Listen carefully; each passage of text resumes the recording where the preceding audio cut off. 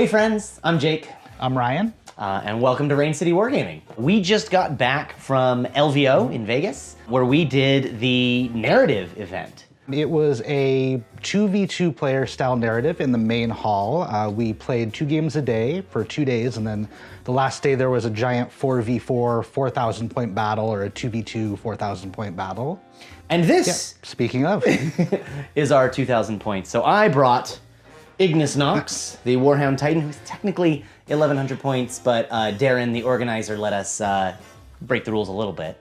And speaking of Titans, for my remaining 900 points for our army, I brought the Secutari Titan Guard, which is a set of 2 Skitarii Marshals, 25 Secutari Peltasts, 20 Hoplites, 3 Transports, and a single Tech Priest to round it out. Narratively, this is really cool because the Secutarii are the Titan Guard. Like, their job is to protect a Titan and like to keep all the little stuff off of its feet so it can walk forward and shoot stuff. And it's reflected well in their rules. The Hoplites, the melee guys, their rule is Titan Guard, which allows them a free heroic when another unit is charged, such as like charging Iggy, so they can get them off of him. I will say, the Warhound Titan, wow, very cool, very like intimidating. Like, I would get to the table and people are like, oh shit, you have the Titan. Not very good, actually, rules-wise. A lot of fun to play, but he's got, 2 big guns, which like meant I could delete something a turn or sometimes take 2 turns on a big tank. And that was my turn. and then you sat there so kindly while I rolled 50 dice at a time of flechettes. Yes, I really liked the one criterion he had for us bringing the Titan, which was he needs the name of the Titan. And which legion it was from. Oh, that's right, yeah. And then he sent us a very cool email. In universe, like from Mars, like authorizing the dispatch of a god machine to the system. It was very, very cool. So we were one of 4 factions. Our faction goal was to destroy and pillage and annihilate the foes of the Emperor in this case. Enlightened was, they wanted to, there's much to learn in this system after we've killed everyone to get them out of the way so that we can do the learning. There were the Stalwarts who wanted to conquer and rebuild this system.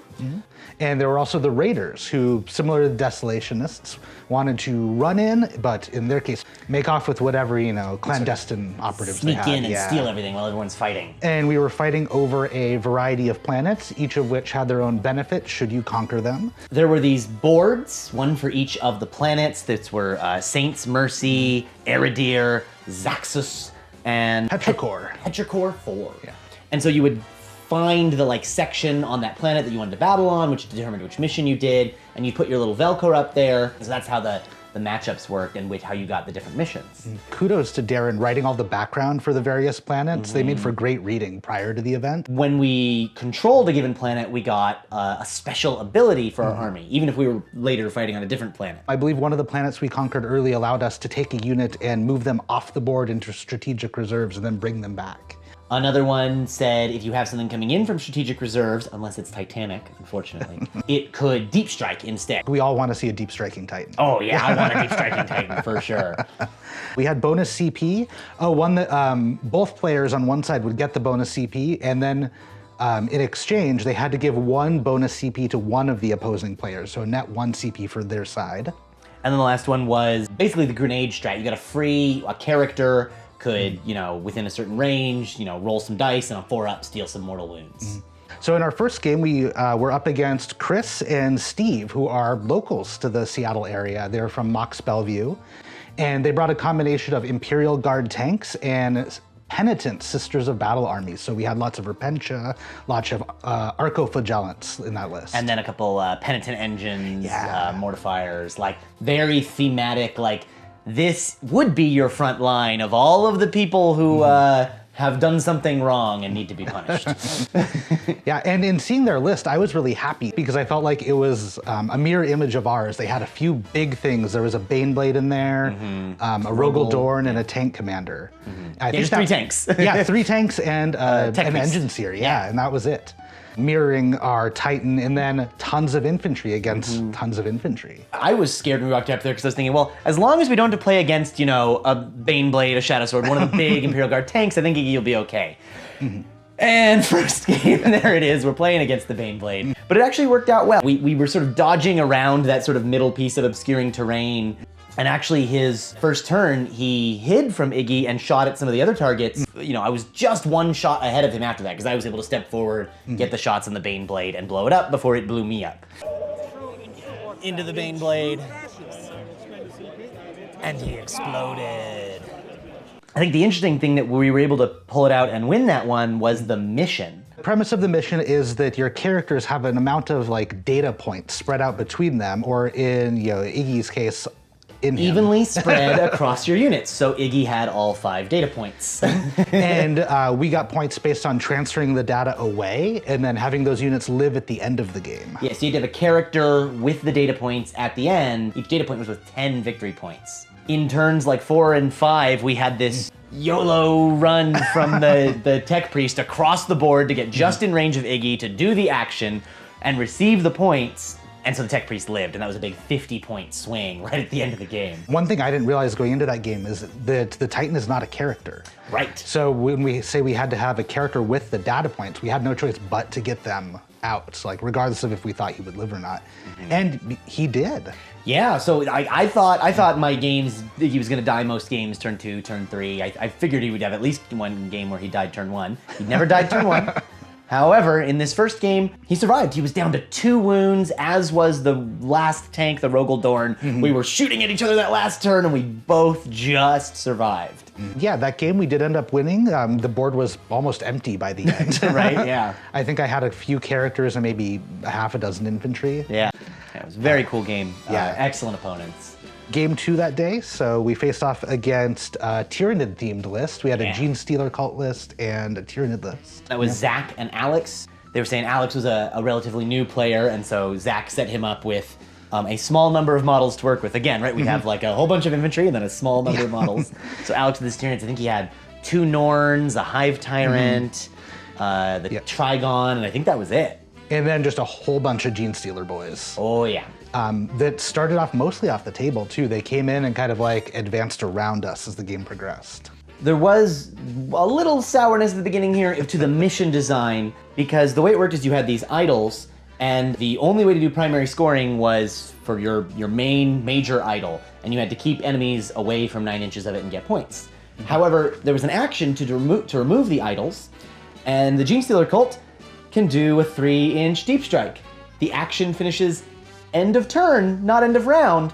Turn 2, Gene Stealers did their 3-inch deep strike, did the action, deleted the major idol, and that was our score for the game. One of the things I noticed with that is they did not have to control the objective to destroy it. They just had to be on it. Yeah, it was kind of like, oh, you can do that. Whoops. So we played out the rest of the game to have a good time. Alex was very hard set on killing Iggy. He wanted to make sure that he killed the Titan. And that game, it came down, turn 5, the Norns charged in, the Hive Tyrant charged in, and they were able to take him out. Yep, and I want to say he like naturally blew up and like took some things around it, or was that?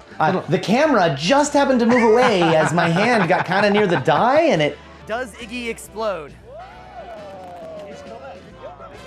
Oh look, he explodes! Oh! Weird. Funny how that works. Yeah. So I think that wraps up our first day there. Any impressions after the first day? It was good. Our opponents were all like super chill. I mean, it's nice because it's a casual event, so it wasn't so much tryhardiness or like, really tilted lists. We're bringing a Warhound in, right? The pace, honestly, playing 2 games. Oh, it was so nice. Like you had a lot more time and you could relax a little bit, and there was a good gap. There's plenty of time to get lunch. We finished the day fairly early and had plenty of time to go get dinner. Yeah, I really appreciated the pace of it for sure. Admittedly, I was a little worried when I saw that we were in the main hall with all of the tournament going on. I was very worried that it's gonna be very noisy and loud and crowded, but it wasn't. It felt very comfortable. It felt very casual. Like the champs were going on over there, but there were several empty rows of tables between us and the champs, which acted as a decent buffer, I think. Yeah, I could hear. My microphone could pick myself up too. So. Didn't lose my voice at this event, unlike most other events, So on the second day, our game 3 was against Chris and Chad with Necrons and Salamanders. And their little bit of lore was Chad hasn't played in a few editions and he's just getting back in. So he said his Salamanders got lost in the warp for a couple years and they came out And they found these, you know, funny looking metal dudes that, I don't know, that they were killing orcs and we want to kill orcs, so I guess I'm on their side. Salamanders are green, those Necrons were green. Clearly, we are the proper green to fight the other green. Exactly, right? That's just science. That match was a little rougher for us, I feel like. Necrons are a hard, like, match to chew through. I mean, like, Space Marines and Necrons are both, like, quite good armies. Space Marines just have a lot of tools in their belt, and the Salamanders detachment, I really like. Both those armies pack a lot of lethal hits. And I think that's also something that like hit us pretty hard. Iggy still died, but survived a little less. So, you know, we had full game, 5 turns. Iggy lasted 4 turns this time, died on turn 4. It was just a bit of a slugfest. I don't remember the mission being particularly like weird. I think it was more standard like objectives and holding. There were 2 kind of fortresses we had to hold out on. But yeah, it was a fun game. It was enjoyable and got to roast some Space Marines. Who doesn't like that? And our second game that day was against some familiar faces. Yeah, with some fellow witch pigeons, Garrett, and not the Garrett you're thinking, other Garrett, and his Space Wolves, and then he brought his buddy Chris with his Ultramarines. And that was a mission where there were, I think, 8 objective markers just scattered around the board. Yeah. And the point of the map was to pull supplies from the objective markers. We also deployed in 4 corners, so each of our, rather than deploying together on like a half of the board, we each had to pick a corner, and there was like a zigzag how we picked. So we had Iggy all by himself in one corner. The big thing I remember about that game is the whole board just moving counterclockwise. Yeah. We just rotated. We were all kind of, running around the middle, And we got to see the Space Wolves playing very tactically and getting objectives, and the Ultramarines playing very aggressively and charging into things. So you think they learned from each other's books a little bit? Yeah, there. a little bit. There's some exchange going on.